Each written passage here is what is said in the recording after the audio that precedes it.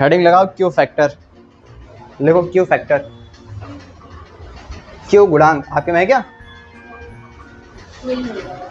Q factor.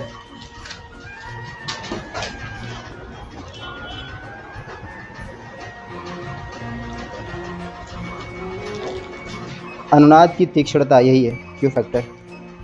गुणांक क्यों लिखा तो है?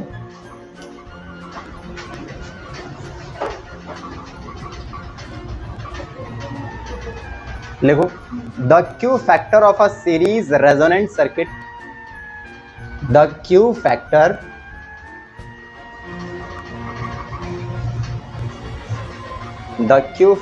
of a series resonant circuit is defined as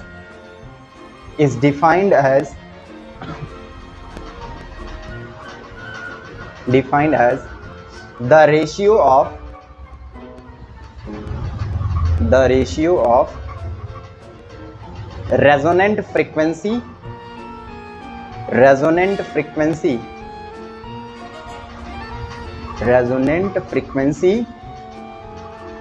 to the bandwidth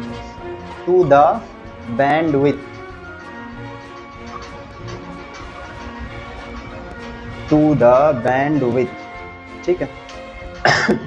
bandwidth समझ में आ रहा है कि बैंडविड्थ क्या है? रेजोनेंट फ्रीक्वेंसी तो समझ रहोगे क्या होगी, ओमेगा आर, है ना। बैंडविड्थ क्या होती है?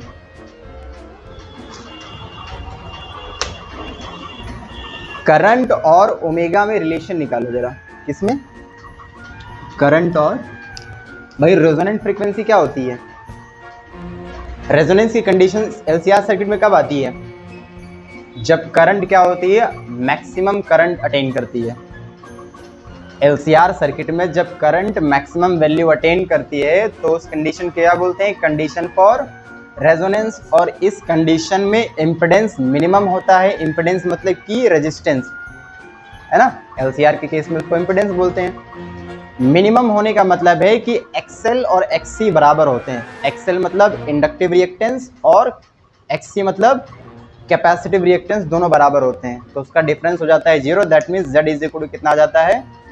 R आ जाता है। बोलो बात में आ गई नहीं है?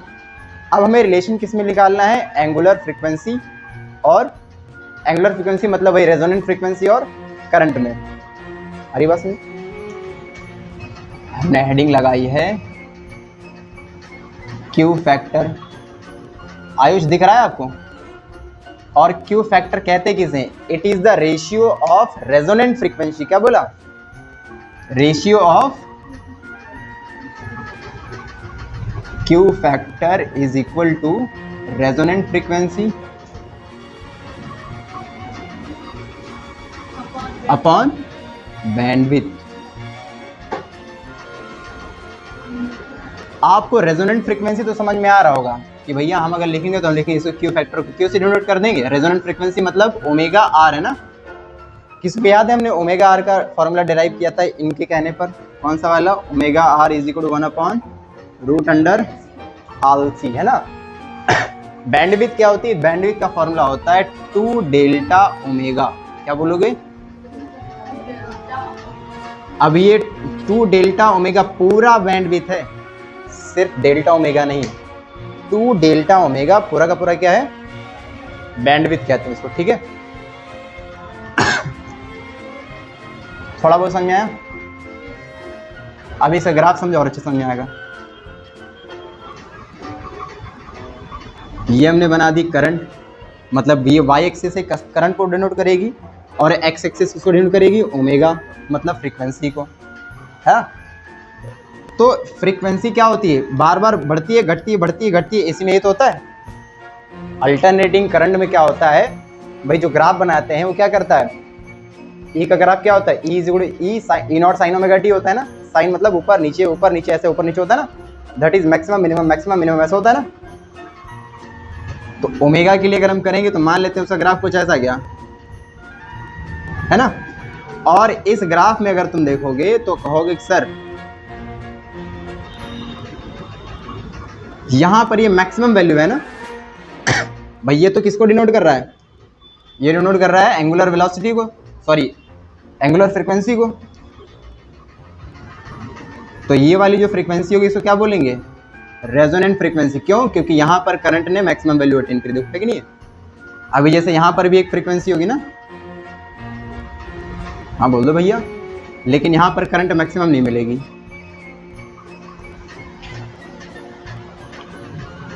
देखो अगर चीज़ें ऊपर जा रही हैं मतलब बात करंट की हो रही है, चीज़ उधर जा रही है मतलब बात एंगुलर फ्रीक्वेंसी की हो रही है ना? फ्रीक्वेंसी जीरो थी, करंट भी जीरो है ना? फ्रीक्वेंसी थोड़ा बढ़ा दिए, थोड़ी सी करंट आ गई कि नहीं आ गई?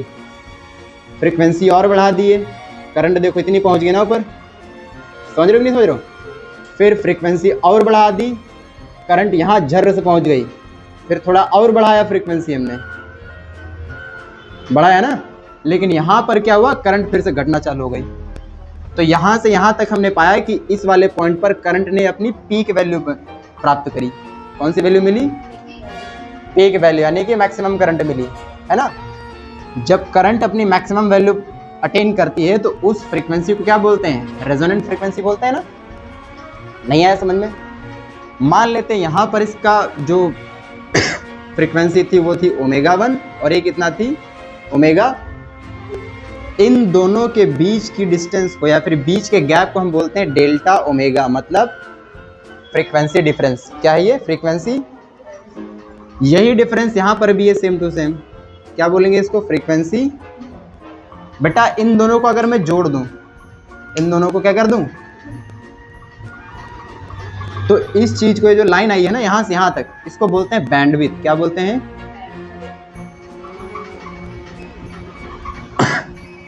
समझ पा रहे हो कि नहीं समझ पा रहे हो? पक्का? तो अगर मुझे बैंडविड्थ लिखना है तो मैं इसको ω2 माइनस ω1 लिख सकता हूँ क्या?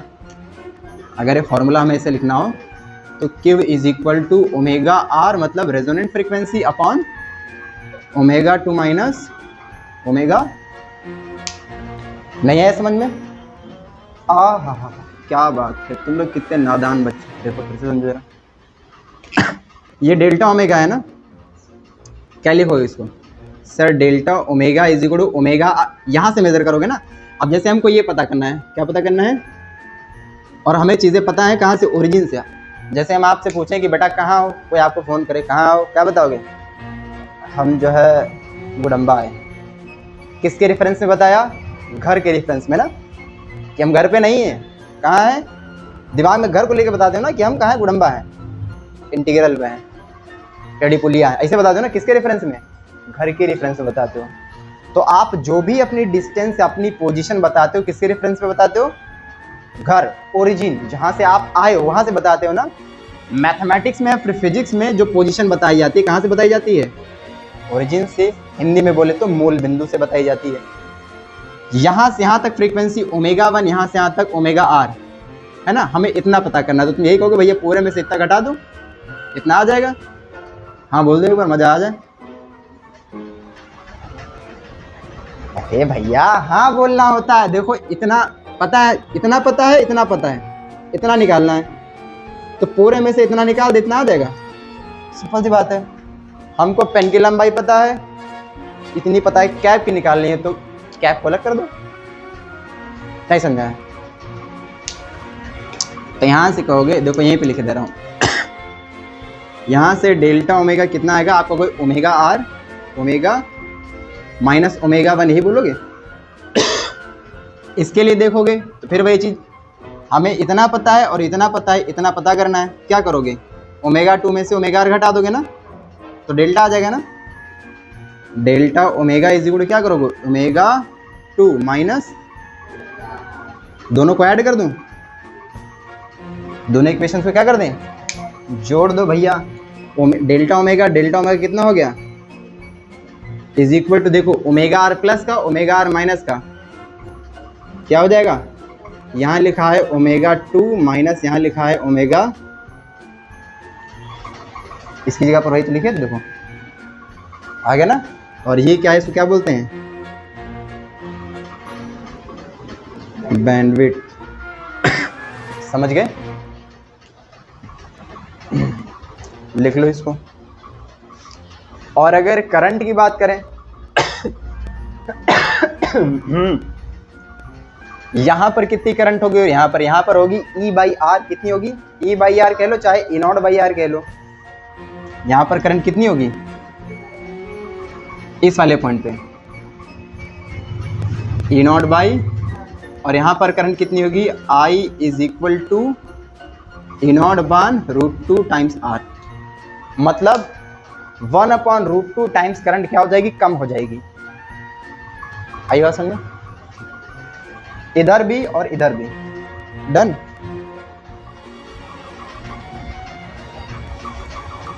और ये जो करंट की वैल्यू है, करंट की इसका वेरिएशन देख लो। Variation of current amplitude with frequency in LCR circuit.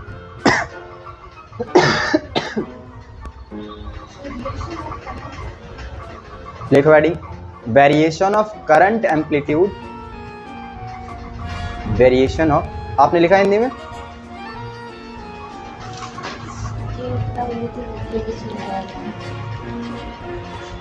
यही लिखना था, ये तो है। और इसको बैंड भी तो क्या कहते हैं हिंदी में? ये बैंड विस्तार। ठीक।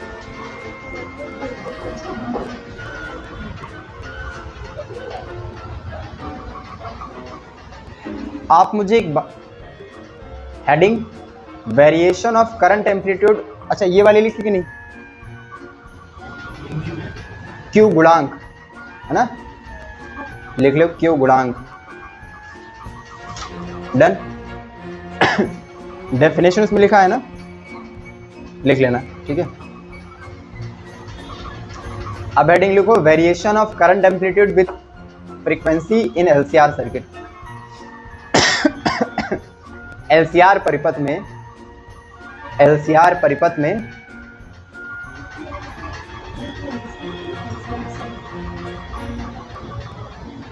आवृत्ति के साथ, आवृत्ति के साथ, एक सेकंड, आवृत्ति के साथ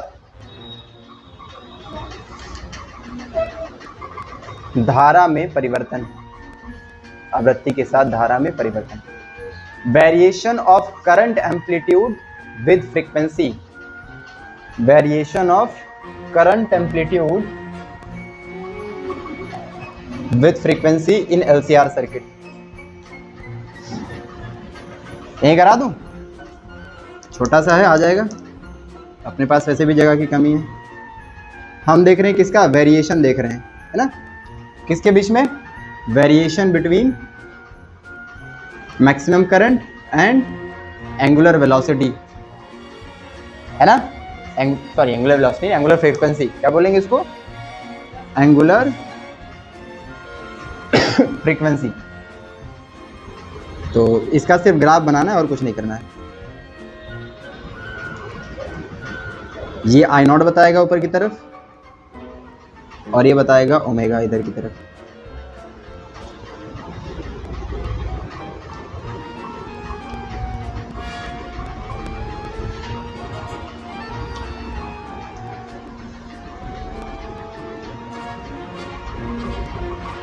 एक बात बताओ,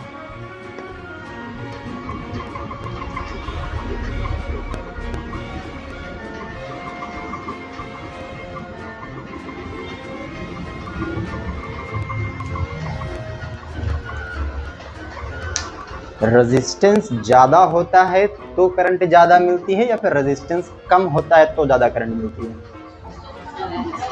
रेजिस्टेंस कम होता है तो करंट। ग्राफ को देख के बताओ करंट कहाँ ज्यादा है? यहाँ, यहाँ, यहाँ, सबसे ऊपर ना। तो इसका मतलब यहाँ पर क्या होगा?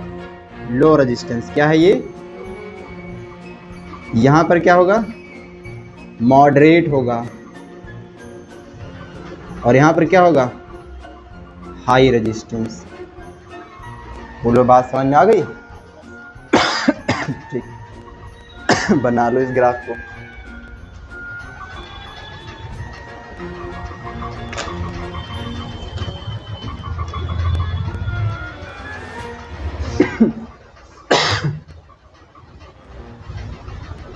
डन भैया। इसका एक फॉर्मूला भी और लिखवाऊंगा। एक नहीं, 2 फॉर्मूले, नोट में लिख लेना।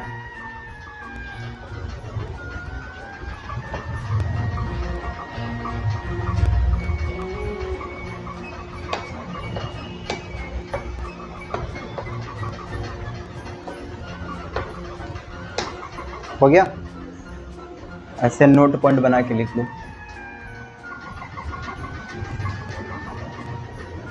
या तो यहाँ पे एक डेफिनेशन भी लिखी थी, लिखिए ना डेफिनेशन, उसको लिख लो डेफिनेशन 1, डेफिनेशन 1, ठीक है।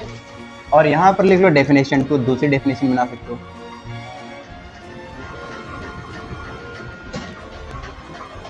ठीक है, पहले वाली परिभाषा है, ये वाली परिभाषा है।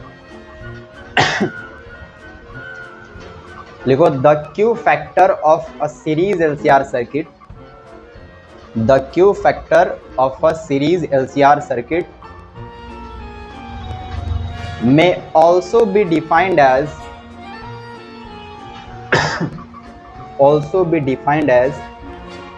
the ratio of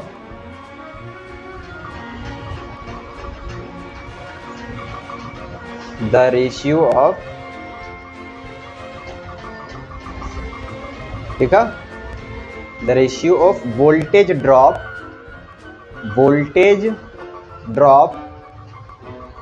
across the inductance or capacitance, across the inductance or the capacitance at resonance to the applied voltage,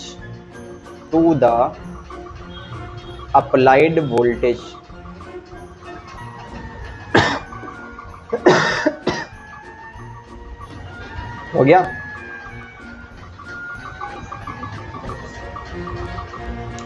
done. इसका फॉर्मूला लिख लो।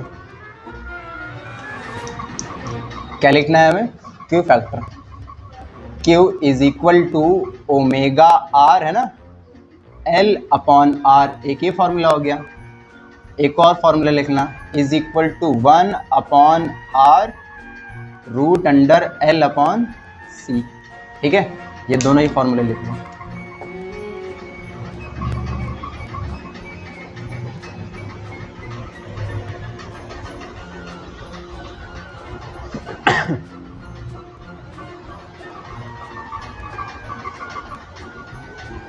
समझ में आ गया?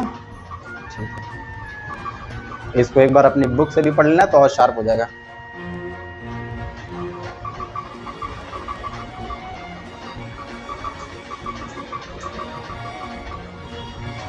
डन। यहां तक किसी को कोई दिक्कत? अगली हेडिंग लिखिए power in an AC circuit. अच्छा एक सेकंड रुकना जरा, मैं देखूं एक पॉइंट में बनाया था, अगर होगा तो।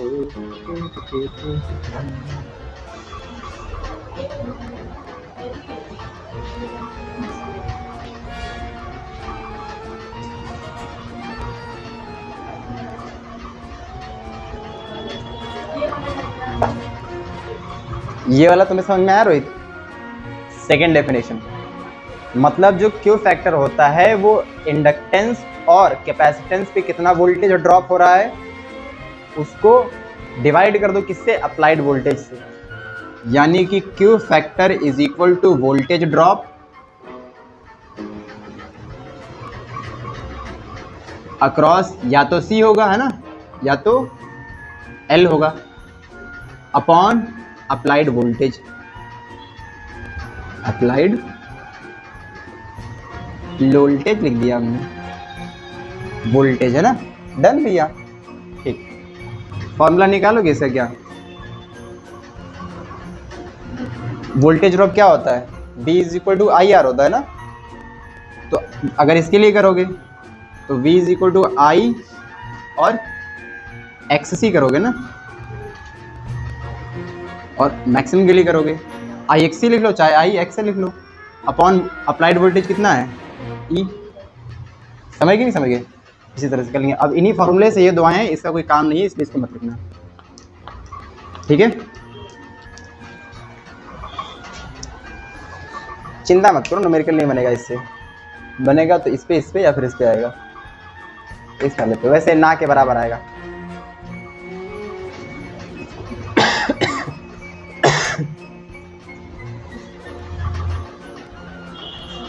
कैरेक्टरिस्टिक्स बता दिए थे ना, अभिलाक्षणिक गुण।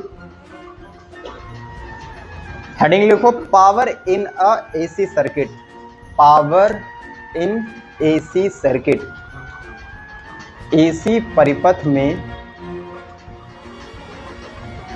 शक्ति, शक्ति कह लो, क्षमता कह लो, है ना। पावर का फॉर्मूला क्या होता है, लिखो the average power in AC circuit, the average power in AC circuit, the average power in AC circuit consumed पर साइकिल, कंज्यूम्ड पर साइकिल इज गिवन बाय, किसी एसी परिपथ में, किसी एसी परिपथ में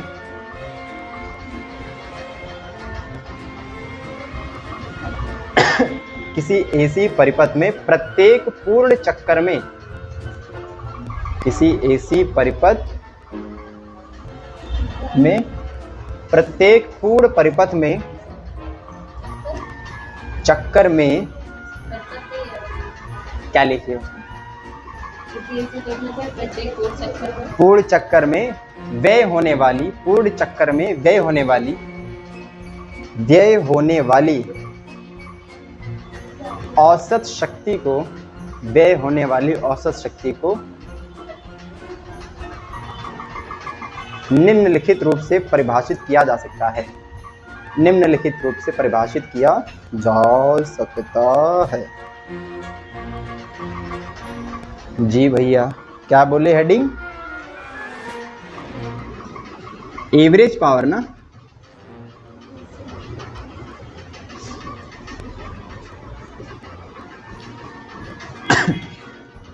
एवरेज पावर इज इक्वल, इसका formula मैं बता चुका हूं, जब एलसी करवाया था, एलआर करवाया था, सीआर करवाया था।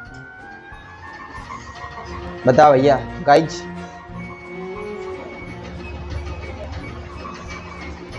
हाँ तुम बताओ। हाँ ये होते हैं पढ़े लिखे बच्चे। ARMS VRMS तब लोगे जब इंस्टेंटेनियस की बात कर रहा हो, ठीक है, किसी पर्टिकुलर टाइम पे, गलत नहीं है वो भी। ARMS into IRMS into cos phi. ARMS का फॉर्मूला क्या होता है, E नॉट बाई √2, IRMS का I naught by into cos phi, E naught I naught, E naught और √2 की मल्टीप्लाई कितनी हो जाएगी, और क्या लिखेंगे cos फाई। ये आ गया आपका एवरेज पावर, है ना। ये फॉर्मूला भी लगेगा और ये वाला फॉर्मूला भी लगेगा, जैसी जरूरत। आपको क्वेश्चन में अगर RMS वैल्यूज दे रखी है EMF और करंट की, तो ये फॉर्मूला यूज करिए। अगर आपके पास पीक वैल्यू दे रखी है तो ये वाला यूज करिए।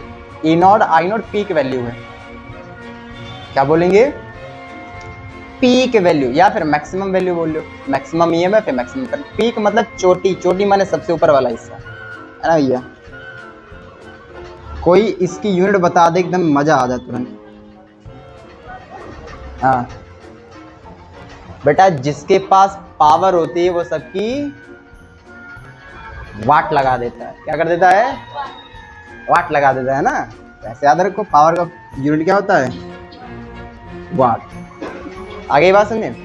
यहां पर देखो cos फाई जुड़ा है ना बच्चा, इस cos फाई को क्या बोलते हैं भाई, किसी अरे भैया बस करो, किसी सर्किट में जो आप एसी सोर्स यूज कर रहे हैं उसमें ERMS मतलब ERMS IRMS है, फिर ये तो फिक्स रहेंगे। क्या डिपेंड करेगा इस, मतलब पावर को चेंज करने का काम कौन करेगा, फेज डिफरेंस, है ना। फेज डिफरेंस कहाँ दिख रहा है, यहाँ दिख रहा है, और ये किसके बिना अधूरा है, इसके बिना। मतलब ये पूरा का पूरा डिसाइड करेगा कि पावर ज्यादा होगी कि, आई बात समझ में। हाँ तो इस cos फाई को क्या बोलते हैं, पावर फैक्टर, क्या बोलते हैं, power factor, power factor Hindi में बोले तो शक्ति गुणांक। क्या बोलेंगे? क्षमता गुणांक। समझ आ गया? अब इसके कुछ फॉर्मूले होते हैं जो भी आपको समझ में आ जाएगा। जर्जर जर्जर क्या से क्या होता है। ठीक है, इधर लिख दें यहाँ पे। देखो हमारे पास भैया ये फॉर्मूला है ना, इसे केस बना लो, केस 1। भैया फाई के लिए 3 वैल्यू होती है ना, एलसीआर सर्किट में पढ़ा कि नहीं पढ़ा है? या तो 0 होगा जब सर्किट प्योरली रेजिस्टिव होगा, तो करंट और ईएमएफ दोनों सेम फेज में चलते हैं, फेज डिफरेंस 0 है भैया। और जब इंडक्टर जुड़ा होता है तो वोल्टेज करंट को लीड करता है, मतलब वोल्टेज आगे आगे चलता है, अग्रगामी होता है। कितने डिग्री? 90 डिग्री। और अगर कैपेसिटर जुड़ा होता है तो वोल्टेज लैग करता है, दैट इज पक्षगामी होता है। किससे? करंट से। कितने degree? 90 degree guys, not a 180 degree. 90 degree lag करता है। आई बात समझ? एक में साथ साथ, एल में 90 आगे और सी में 90, खत्म कहानी। सिंपल सी बात है ना। तो बस वही है केस नंबर 1। जब फाई कितना होगा? 0 डिग्री। फाई कितना होगा? तो आपको पता है कॉस 0 डिग्री का मान कितना होता है, यानी कि आपको जो पावर मिलने वाली है आपको नहीं मिलेगी, मतलब सर्किट जो कंज्यूम करेगा एवरेज पावर कितनी होगी? वो ERMS और IRMS, या तो इसको कह लो E नॉट और I नॉट अपॉन, ये पावर कहलाएगी मैक्सिमम पावर, है ना भैया? नहीं समझे? कोई भी circuit, AC circuit maximum power कब कंज्यूम करेगा? जब करंट और वोल्टेज दोनों सेम फेज में हो, जब करंट और वोल्टेज दोनों। और ऐसा कब होता है? जब सर्किट प्योरली रेजिस्टिव होता है। क्या होता है? प्योरली रेजिस्टिव मतलब कैपेसिटर और इंडक्टर नहीं जुड़ा है। बुझा? हाँ, यहां पे क्या मिलेगा हमें? मैक्सिमम पावर मिलेगी, मैक्सिमम पावर। कौन सा केस है ये? प्योरली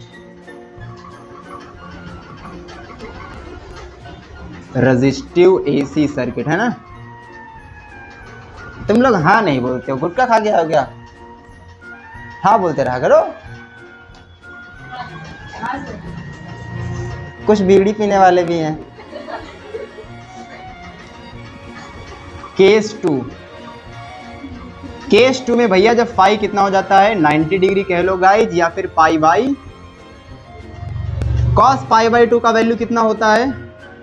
देखो 90 को पाई बाई 2 को बात की है ना, इतना तो पता होगा। तुम 9th में हो, ओ सॉरी 12 में हो। कौन 9th में? निकलो बाहर। इसका मान कितना होता है भैया? 0। बहुत प्यार से बताना, यहाँ पर 0 रख देंगे तो 0 किसी मल्टीप्लाई करेगा क्या बना देगा? तो एवरेज पावर कितनी आ गई? कुछ समझ पाओ क्या हो रहा है? पकड़ पा रहे हो कहां से कहां आ रहा है?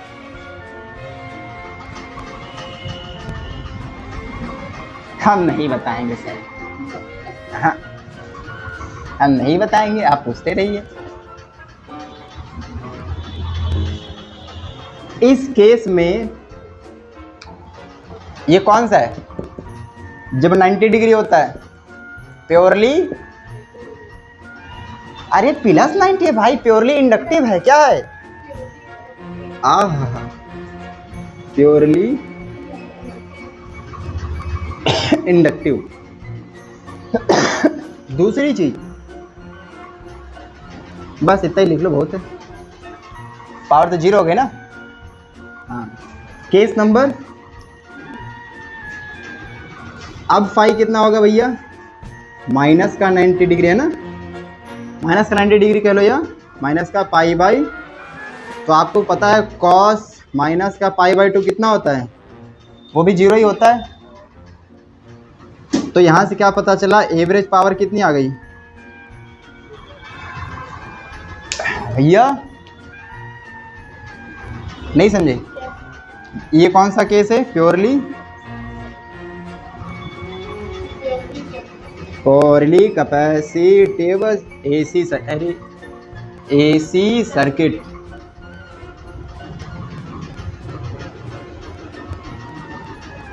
डन भैया, कोई दिक्कत तो नहीं। एक बहुत बढ़िया बात जान लो बेटा, यहाँ पर पावर जीरो यूज हो रही है, यहाँ पर पावर जीरो यूज हो रही है ना। अब एक बात बताओ बेटा, ये तुम्हारे लिए होमवर्क है, पढ़ना और कमेंट में रिप्लाई करना, ठीक है? तो पावर भाई, कोई भी आप अप्लायंस से कोई डिवाइस यूज करो, कुछ ना कुछ पावर तो कंज्यूम करेगा ना, करेगा कि नहीं करेगा? तो यहाँ पर पावर जीरो क्यों आ रही है? यहाँ पर पावर जीरो आ गई, यहाँ पर पावर जीरो, इसका मतलब अप्लायंस नहीं चलेगा क्या? मेरा क्वेश्चन समझ में, मैंने क्या पूछा? सिंपल सी बात है, जैसे आप एक बल्ब लाओ, उसकी भी कुछ पावर कंज्यूम, वो भी कुछ पावर कंज्यूम करता है। पंखा चला है, वो भी कुछ। ये पंखा बंद कर दे, इसमें आवाज आ रही होगी, अभी याद है, करीब लग रही है क्या? हाँ बंद करो पंखा, तुरंत बंद करो। तुम्हारा भाई है ये। हाँ क्या बता रहे थे हम? पावर, कुछ भी आप यूज कर रहे हो उसमें पावर यूज होती है कि नहीं यूज होती? यूज होती है ना, कुछ ना कुछ कंज्यूम करेगा। लेकिन इसकी पावर जीरो आ रही, जब उसमें कह रहे हैं कि कैपेसिटर लगा दो तो पावर जीरो हो जाएगी, इंडक्टर लगा दो तो पावर। क्या ऐसा वास्तव में संभव है? लेकिन आ रहा है ना, क्यों? आंसर लेके आओ इसका। ठीक है, और ये मैं आंसर इसमें दे चुका हूं, जो पढ़ा रहा था आपको भी, इसी बीच में आंसर आ गया है। बस आपको वर्ड पकड़ना है, कौन सा वर्ड था, किस वर्ड की वजह से वो पावर जीरो हो रही है। ठीक है, अब मैंने 50% आपका काम कर दिया है। अरे नहीं है, बोला आप लोगों को ये समझ में आ गया? नहीं आया? ऐसे से करना है। ये समझ में आ गया तो अब इधर लिखते हैं, मिटा दें इसको, इसमें तो कोई दिक्कत नहीं किसी को। ठीक है, अगला हेडिंग मारिए, वाटलेस करंट। वाटलेस, शक्ति विहीन धारा। क्या बोलेंगे?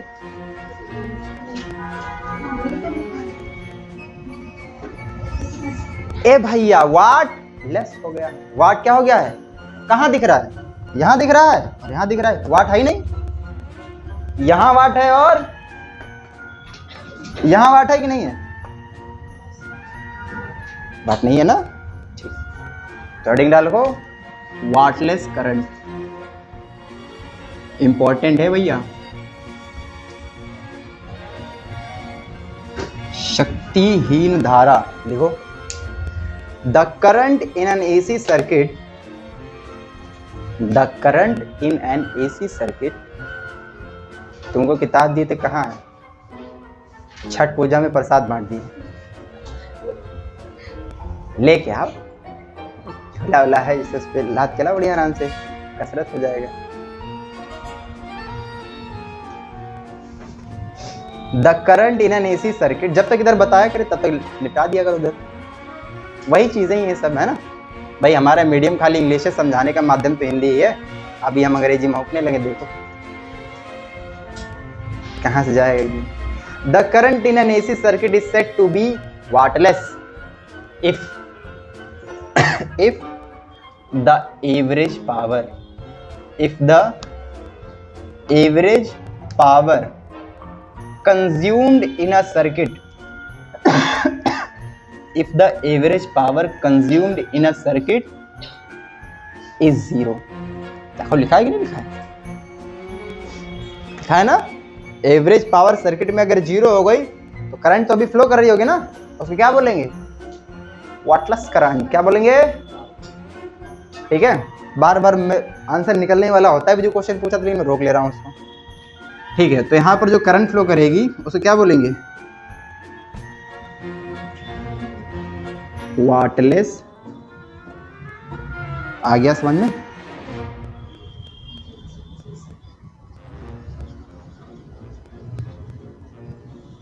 करेंट। डन। अगला हेडिंग लिखो, स्टोर्ड एनर्जी। क्या लिखो? हाँ, मतलब संचित ऊर्जा। अच्छा रुको देख ले, और कुछ तो नहीं है। पावर फैक्टर का हो गया। हाँ हाँ, एक सेकंड रुको जरा, ये भैया लिख लिए क्या? क्या लिखा? छोटा सा लिखा होगा, काट डालो। Thank you. क्या लिखना है आपको अभी? हेडिंग लिखो जरा। वो पावर फैक्टर नहीं बताया ना, खाली उधर थोड़ा सा बता देता ना पावर फैक्टर। डेफिनेशन नहीं लिखवाया ना? लिखो लिखो लिखो लिखो लिखो। Power factor.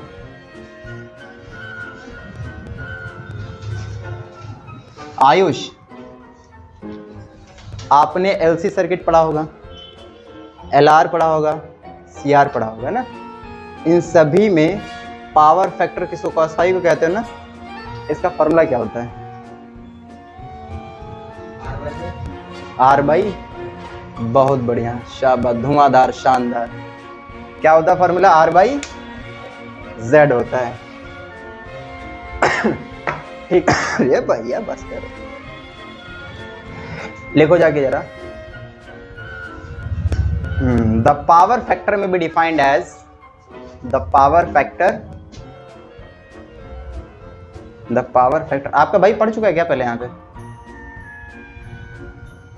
उधर से कोई आता था पहले? नहीं, वो तो आता ही था, उसके अलावा एक और आता था, पता नहीं क्या नाम था, यथार्थ युगांक कैसे कर कुछ नाम था।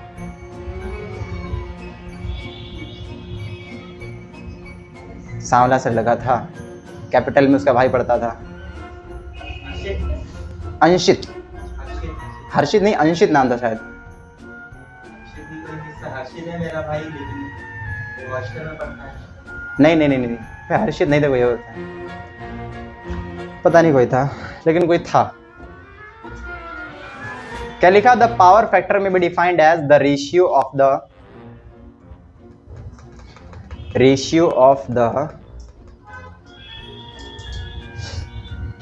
ट्रू पावर लिखा, true power to the apparent power,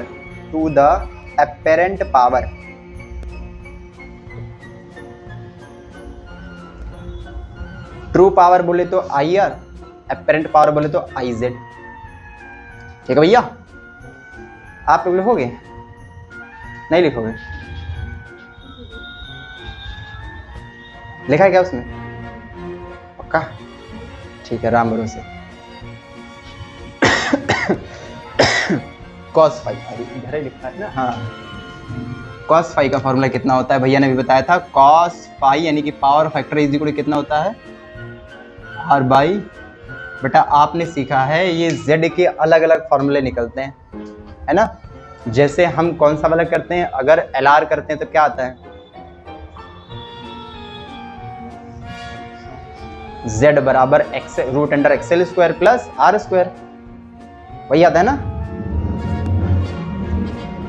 आ रहा है कि देखो, point case 1 in LCR circuit, series LCR circuit है ना? cos फाई कितना हो जाएगा? cos phi is equal to, यहां पर जो मतलब करंट और EMF होता है या फिर वोल्टेज होता है, वो सेम फेज में नहीं होता है ना, फाई का डिफरेंस होता है ना। समझ नहीं समझ रहे हो? यहां पर क्या होगा?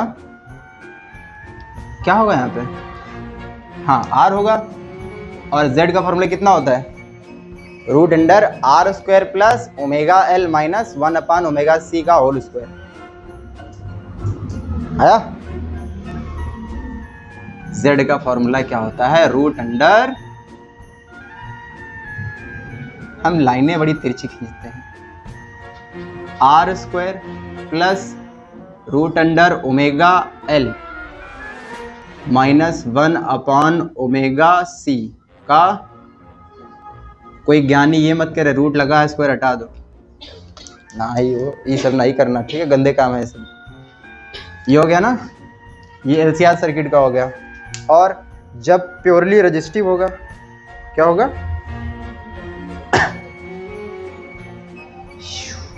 है ना। देखो LCR के लिए तुम जान गए, और LR के लिए कर ले। LR circuit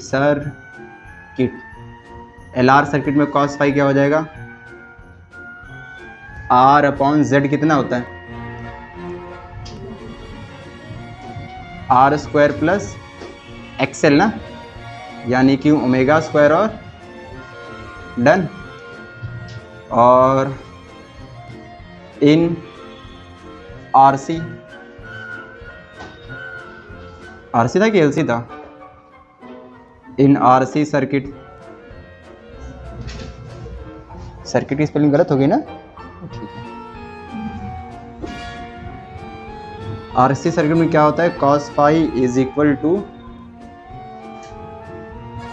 R/√√R² plus 1/ω² C²।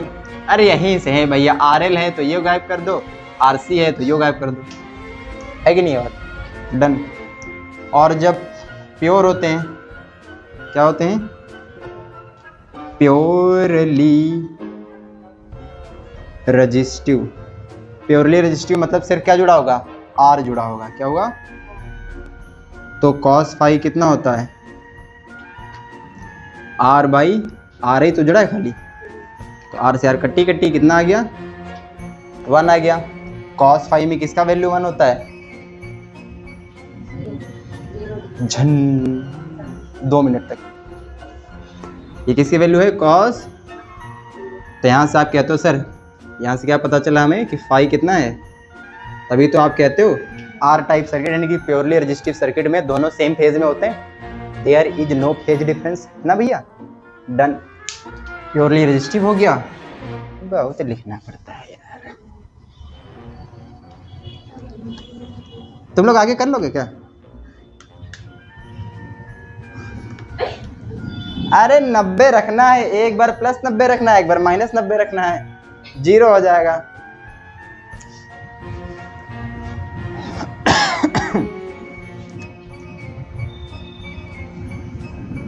Purely inductive, देखो अभी आयुष बता देगा झर्र से। आयुष, प्योरली इंडक्टिव सर्किट होगा तो cos फाई कितना होगा, R/XL, बोलो ना, ही हो cos फाई 0 हो जाएगा, क्योंकि फाई क्या फेज डिफरेंस 90 होता है ना, है हाँ। और प्योरली कैपेसिटिव, गर्मी लग रही क्या तुम लोगों को, हाँ बहुत बढ़िया, अच्छे बच्चे तुम लोग।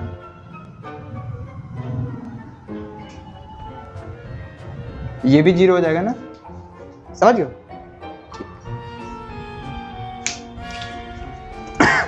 चिप डालो इसको। पानी लाया क्या कोई, नहीं लाया तुमने,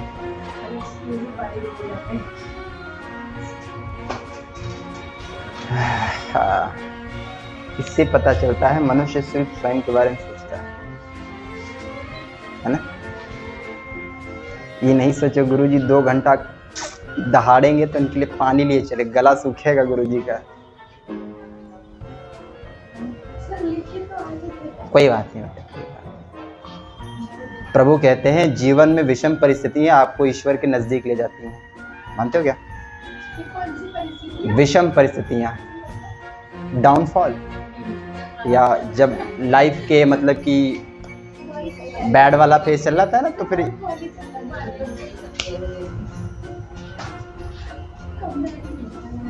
कम बैक,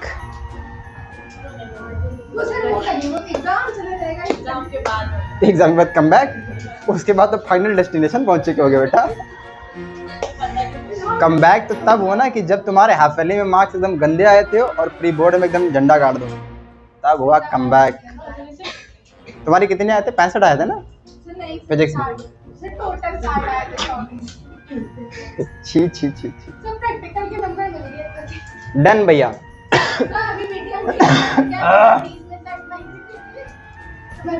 एनर्जी का फॉर्मूला लिख लो भैया, average power associated with register कितनी होती है, V² बाई R। ये फॉर्मूला लिखवाया कि नहीं तुम लोगों को मैंने,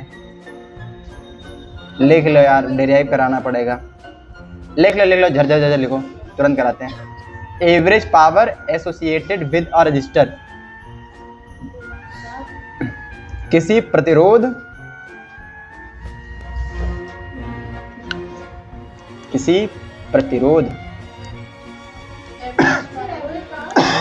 average power associated with a resistor, किसी प्रतिरोधक लिखना, किसी प्रतिरोधक की औसत शक्ति है क्या उसमें, पता नहीं। एलसी ऑसिलेशन है क्या सिलेबस में, काटा है ना? हाँ, अच्छा लगा मुझे। डन, ठीक है। क्या होता है भैया, कोई बता दो तो हमको अच्छा लगे, फिर मैं ना करवाऊँ इसको। कोई नहीं बताएगा, तुम लोग बहुत गंदे हो बच्चों, हो कि नहीं गंदे? हाँ बेटा, हाँ बहुत गंदे हो तुम लोग। सर हम नहीं है, बाकी सब होंगे। ठीक है चलो, इसको मिटा रहे हैं ना। निशा समझ में आ रहा है सब, पक्का?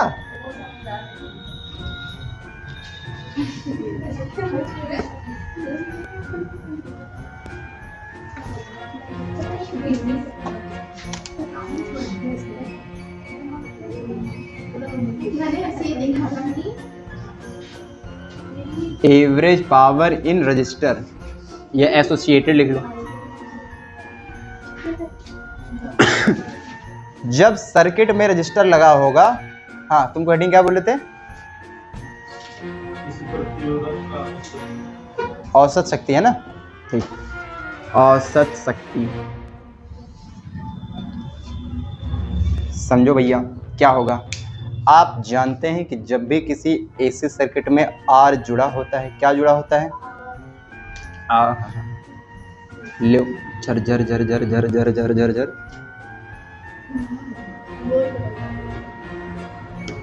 तो आपको पता है कि ऐसी सिचुएशन में वोल्टेज और करंट दोनों सेम फेज में होते हैं, है ना? यानी कि ये अगर हुई, फेजर डायग्राम बना रहा हूं मैं टूटा फूटा सा, ये है करंट आई, चलो और अच्छा बना देता हूँ, अरे सॉरी, खत्म। ई और आई सेम फेज में है ना, यहाँ पर फाई कितना होगा? 0 डिग्री दोनों में, ठीक है। लेकिन जब इनकी इक्वेशन लिखेंगे, इंस्टेंटेनियस वैल्यू क्या बोलेंगे? तात्क्षणिक मान, क्या बोलेंगे भैया?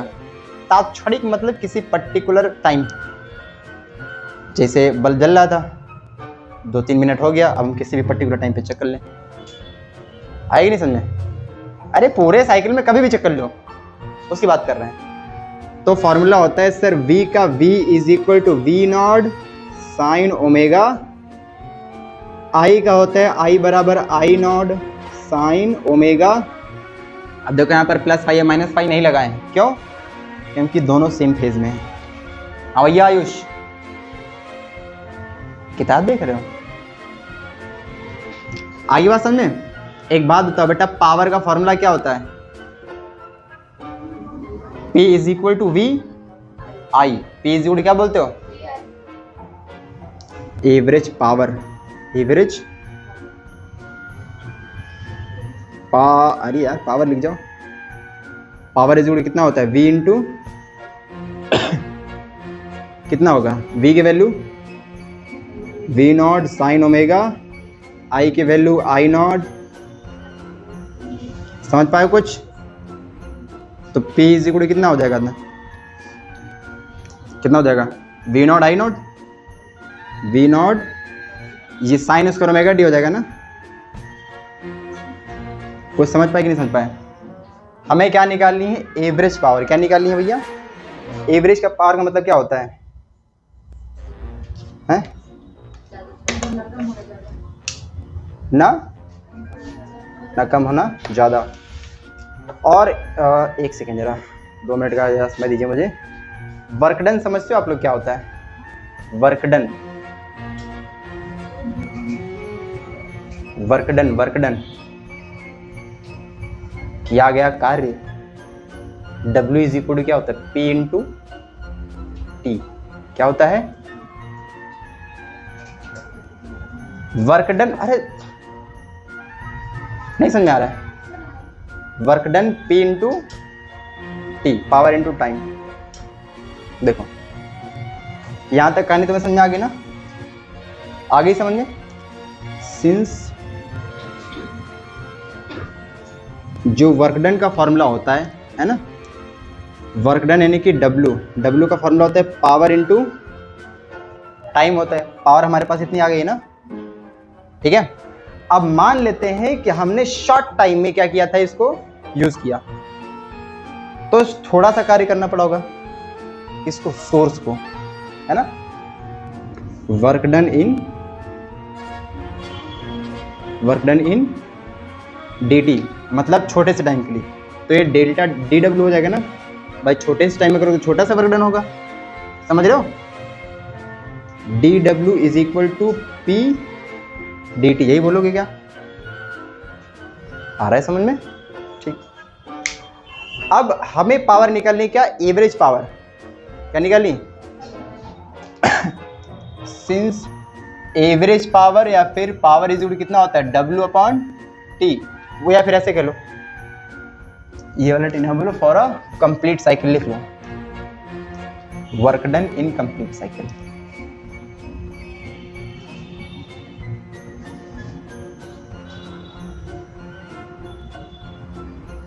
इन one complete cycle. Work done क्यों लिख रहे हैं? पावर लिखना चाहिए। तो पावर का फॉर्मूला होगा P is equal to W upon T होगा ना, समझ रहे हो भैया?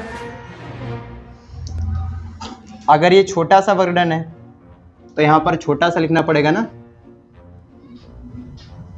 dW अपॉन, हाँ बोलो। ये अच्छा बताओ हमने कैपिटल टी क्यों लिया है, कोई बता जरा। हम चाहते तो ये भी लिख सकते P is equal to W, capital W upon small T.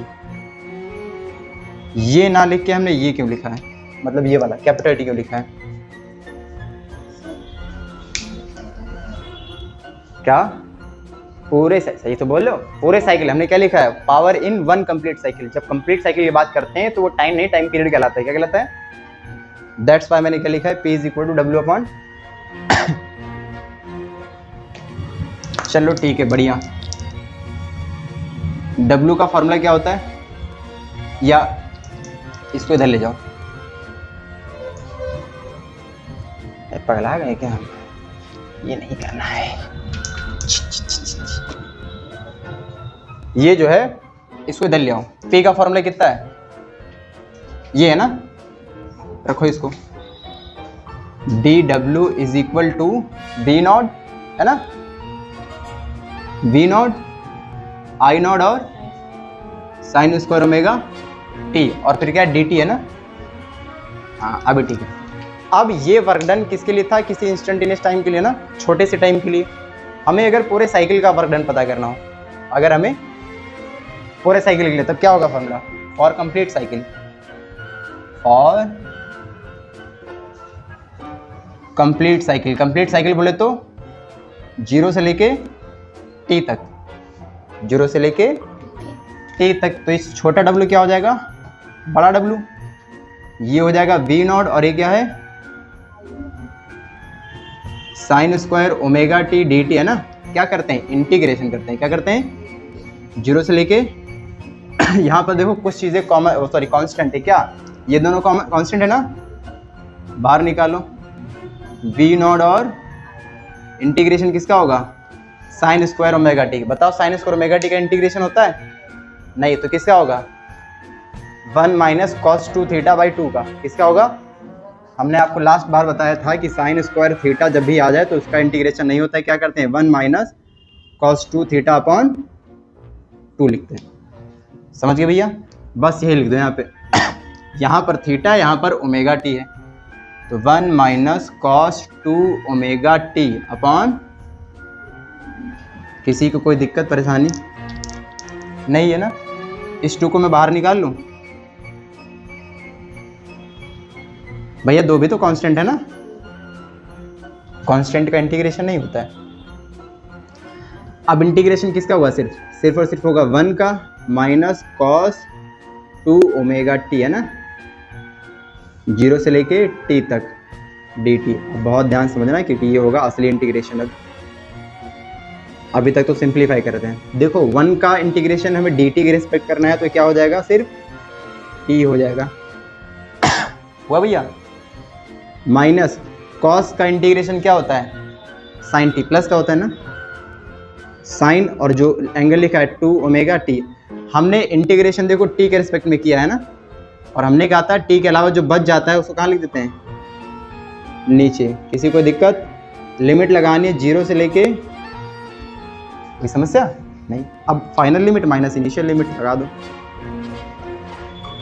v not I not by 2, ये वाला जब यहाँ पे रखो तो कितना हो जाएगा, देखो कैपिटल D है ना, capital D minus sine 2 omega, omega की वैल्यू खोल दें, चलो मत खोलो अभी, खोल ही देते हैं। ओमेगा की वैल्यू कितनी होती है, 2 पाई एफ ना, या फिर 2 पाई बाई कैपिटल डी। और ये वाला टी क्या होता है, ये वाला टी रख दिया हमने, तो समझ आई बात। इस वाले टी की जगह ये रखा और इसका फॉर्मूला क्या होता है, 2 पाई बाई कैपिटल टी। बटिया बतिया ये हो तो समझ में ना आई पक्का, कुछ नहीं समझ आया क्या बीच में, हाँ? देखो ना आए तो हमसे पूछो, सर वहाँ नहीं आया है ना, ऐसे गलत गड़बड़ हो जाएगा फिर, समझ गए यहाँ तक। फिर 0 को यहाँ 0 रखोगे तो 0 हो जाएगा, इसमें 0 रखोगे तो साइन 0 का मान 0, ये भी 0 हो गया ना, नहीं समझे, आया समझ में भैया। तो वो 0 0 जयराम जी की हो गया, W बराबर कितना बचा, v not I not upon 2, v not I not upon t minus, बहुत ध्यान समझो जरा, t से t कट जाएगा ना, साइन 4 पाई आया, क्या आया, साइन, अरे बेटा 2 2 जा 4 होता है ना, और पाई लिखा है तो साइन 4 पाई हुआ ना, साइन 4 पाई की वैल्यू कितनी होती है, 0 होती है, आया भैया। और ये टी मल्टीप्लाई में इधर डिवाइड में ले लें, मल्टीप्लाई में इधर किधर ले लें, नहीं समझ रहे हो, तो ये W अपॉन कैपिटल टी हो जाएगा, v नॉट अपॉन, नहीं समझे, अरे दादा, ये बेटा, हाँ हाँ कोई दिक्कत नहीं, तभी तो कहते वीडियो देखो हमारा, देख मैं नहीं किया बेटा। W अपॉन टी पता है क्या होता है, P होता है, क्या होता है, W अपॉन टी क्या होता है, समझ पाए कुछ, अरे यहाँ से फार्मूला निकाल लो, P is equal to W upon T ही तो आएगा ना। अब इसको हम बोलेंगे एवरेज पावर, क्या बोलेंगे, मिटा दें उसको, हाँ जी सर बताइए बताइए,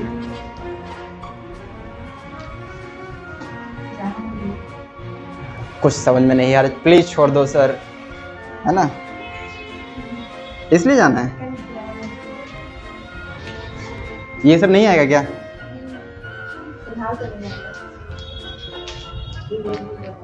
बस 40 मिनट और झेल लो,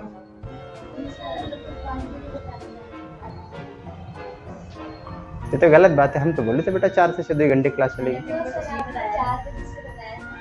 अरे दादा देखा भाई मैसेज,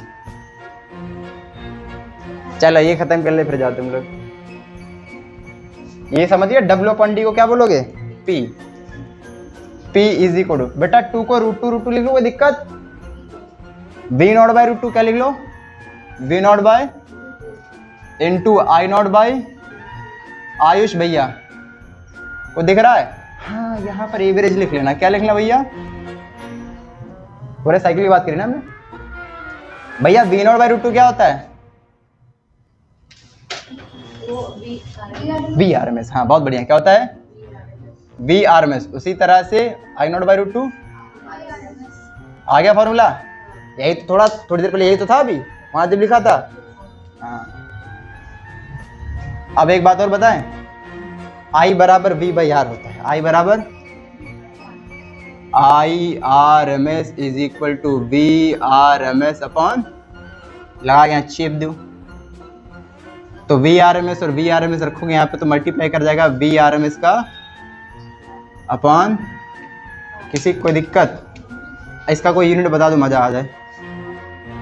वाट पावर है ना भैया, तो जिसके पास पावर होगी वो सबकी वाट लगाता चलेगा, कोई दिक्कत कुछ छूटा तो नहीं कुछ। ठीक है, बहुत बढ़िया। देखो ये अगर चाहते तो इंटीग्रेशन थोड़ा सा छोटा भी हो सकता था लेकिन उसके लिए तो मैं थोड़ा सा खेलना पड़ता फिर, है ना, समझिए ना, इतना समझ गया ना। एक बार फिर से देख लो जरा, ये इंस्टेंटेनियस वैल्यू है करंट के लिए और वोल्टेज के लिए, V naught sine omega T, I not sine omega T. Power का फॉर्मूला V इंटू आई होता है। तो हमने किसी पर्टिकुलर टाइम पे निकाला पावर इज इक्वल टू कितना होगा, V की वैल्यू रख दी और I की वैल्यू रख दी, आ गया फॉर्मूला हमारे पास। वर्क डन पता कर लें कितना होता है, वर्क डन कितना होता है, P इंटू छोटे से टाइम के लिए dw बराबर कितना होता है, P इंटू dt। पावर तो फिक्स रहती है ना भैया, पावर तो समय बदलेगा और समय के अनुसार किया गया कार्य बदलेगा। तो ये हुआ। अब हम टोटल वर्क डन निकाल लें, कहां से कहां तक, 0 से लेके पूरे कंप्लीट साइकिल के लिए। कंप्लीट साइकिल पता है क्या होता है, देखो कंप्लीट साइकिल मतलब ये और ये, यहां से यहां तक पूरा टाइम मिला के क्या कहलाता है, टी। आया समझ में? इसके लिए हम लिखते हैं 0 से लेके टी तक, ये 0 वहां तक, ठीक है। तो बस इंटीग्रेशन करना पड़ता है, DW कैप जो था वो कैपिटल, मतलब D हट गया वहां से, और ये पूरा वही लिख लिया हमने। V naught I not constant है, P की वैल्यूज है ना, ये कांस्टेंट है, बाहर निकाल लेते हैं क्योंकि कांस्टेंट का इंटीग्रेशन नहीं होता है। देन साइन स्क्वायर का भी डायरेक्ट इंटीग्रेशन नहीं होता है, तो उसको हमें चेंज करना पड़ता है। किसमें चेंज करना पड़ता है, 1 माइनस कॉस 2 थीटा बाई 2। तो हमने लिखा 1 माइनस कॉस 2 थीटा की जगह क्या था, ओमेगा टी अपॉन 2 रख लिया हमने। देन उसके बाद में 2 कांस्टेंट था, बाहर निकाल लिया।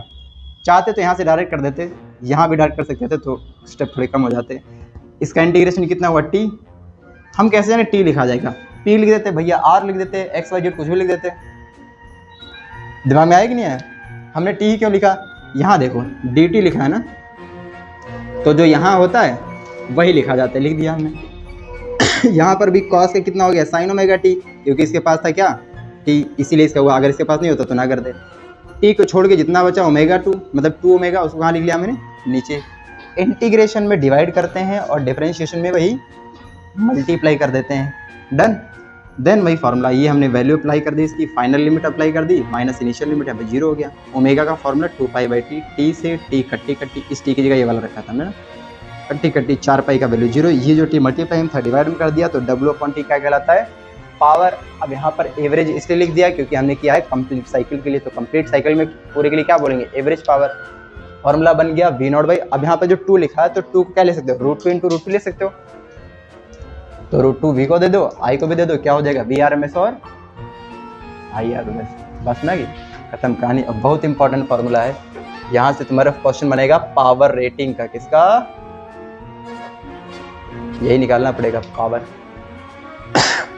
समझ गए? हाँ, क्वेश्चन वहाँ आता है, ऐसे इक्वेशन बना के दे देगा तुम्हें और सारी चीजें फाइंड करने को बोलेगा, ये निकालो वो निकालो ये निकालो। डन। ठीक, तो तुम लोग को घर जाना है, मुझे आज तुम लोगों से कुछ बात करनी थी, हैं? तब तो तुम लोग जा रहे हो।